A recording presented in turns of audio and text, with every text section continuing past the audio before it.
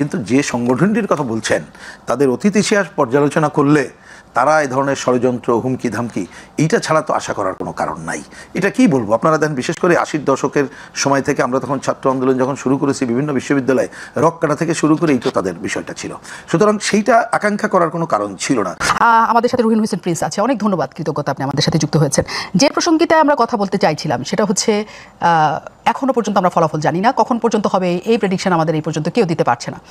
কি মনে হয় আসলে ডাকসু নির্বাচন কেমন হলো? ধন্যবাদ আপনাকে। আসলে বেশ কিছুদিন ধরে ডাকসু নির্বাচনকে ঘিরে এক ধরনের উৎকণ্ঠা ছিল না আমি তা বলবো না, কিন্তু একটা আকাঙ্ক্ষা ছিল যে একটা ভালো ভোটারের উপস্থিতি হবে এবং নির্বিঘ্নে ভোটটা হবে এবং নির্বিঘ্নে গোনা হবে। এক্ষেত্রে আমি বলবো যে তথ্য প্রাথমিকভাবে দেখা যাচ্ছে ভোটারের উপস্থিতি, সেটা আমার বিবেচনায় আমরা সন্তোষজনক বলতে পারি। আমি ভোটারের উপস্থিতি বলছি, কিন্তু ইতিমধ্যেই আমি এখন না, প্রায় দিনের শুরুতেই যে অভিযোগগুলো শুরুতে আসলো এটা একেবারে অনাকাঙ্ক্ষিত।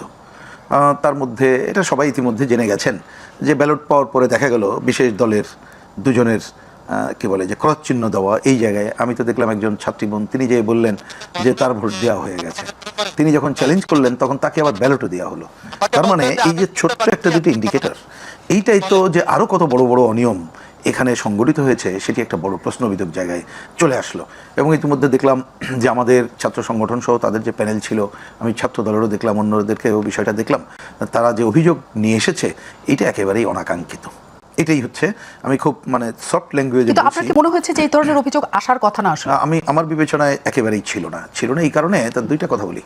একটা ছিল হচ্ছে যে এবার একটা গণঅভ্যুত্থান উত্তর পরিস্থিতিতে ভোট হচ্ছে এবং যারা অংশ নিয়েছে তার মধ্যে একটা অংশ নেওয়াটাই কি বলবো যে অ্যালাউ করা উচিত ছিল না। কারণ আমাদের ডাকসুর গঠনতন্ত্র বাংলাদেশের বাস্তবতায় যারা মুক্তিযুদ্ধ মানে না, দেশকে মানে না, তাদের তো সুযোগ দেওয়ারই কথা ছিল না। সে আলোচনা কিন্তু হয়েছিল, কিন্তু অনেক সময় এক একটা সুযোগ কাজে লাগায়, কারণ অভ্যুত্থানের সুযোগকে কাজে লাগিয়ে তারা এসেছে। স্বাভাবিক তো এটা ছিল যে নিশ্চয়ই একটা সফট পজিশন থাকবে। আর অন্য সব দলের মধ্যে যেহেতু গণ অভ্যুত্থানের কম বেশি সবাই এটার সাথে তো ছিল, যারা প্রার্থী, যারা গণতন্ত্রের কথা বলে আকাঙ্ক্ষা পোষণ করে, তারা তো একটা নিদর্শন রক্ষা করবে, এটি একটি।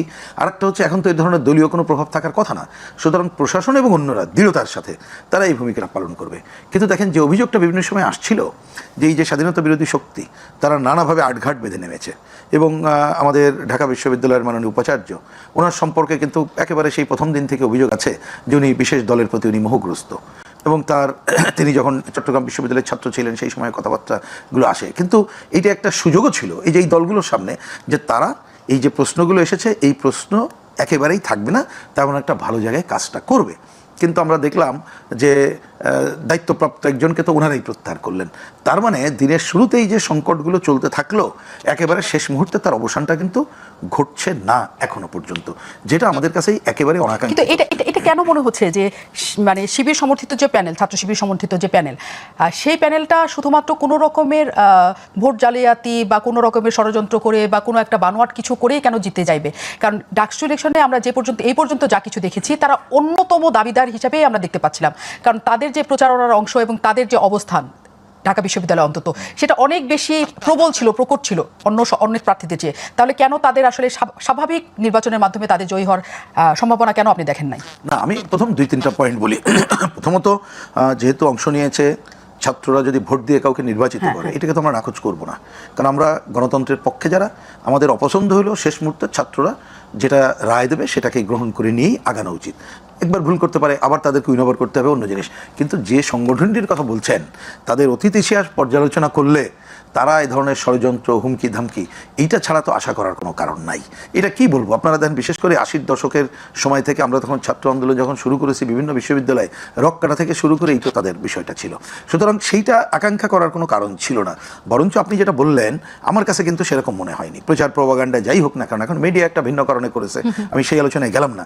কিন্তু যতটুকু আমরা খবর রাখি যে এইখানে যে পরিমাণ আমাদের বোনেরা ভোটার, যে পরিমাণ এইখানে ধর্মীয় সংখ্যালঘু, যে পরিমাণ মুক্ত বুদ্ধির মানুষ ভোটার, তারা প্রকৃতপক্ষে ভোট দিলে এ ধরনের যারা এক ধরনের আমরা বলি অন্ধকারের শক্তি, যারাই সামনে এসে একটা ভালো চেহারার চেষ্টা করুক না কেন, তাদের প্যানেলের নাম ওই দলের নাম না দিয়ে অন্য একটা আবরণে দেওয়ার চেষ্টা করুক না কেন, কিন্তু তাদের আসল জিনিসটা তো আর অফ হয়ে যায় না। সুতরাং তারা যে ওইখানে প্রকৃতপক্ষে ভোট দেবে এটা আমার কাছে একটা অসম্ভব বিষয় বলে মনে হয়।